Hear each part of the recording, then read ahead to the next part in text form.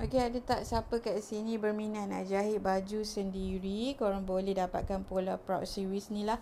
Okey, macam pola yang saya tengah tunjuk sekarang ni adalah abaya moden. Okey, untuk siapa yang nak jahit baju abaya, baju dress yang kembang, yang tak melekat,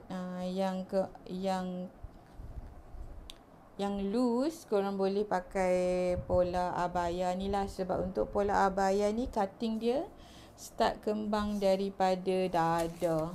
Okey, kalau korang tengok dia kembang daripada dada lah, sampailah ke bawah. Okey, yang ni pola dress memang akan dapat daripada bahu sampai buku lali punya pola lah. Okey, kalau korang tengok dekat pola saya ni pun dah ada guideline, instruction, simple instruction. Okay, macam yang ni bust line, waist line, hip line. And then ada simple instruction kat sini, back body, cut 2. So korang kena bahagian belakang ni potong 2 dekat atas kain.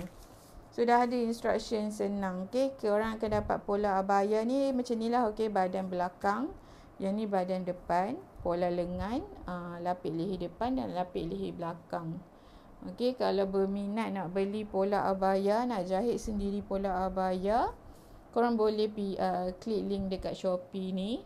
Saya dah sertakan link Shopee dekat dalam YouTube ni. Just klik dan bolehlah beli.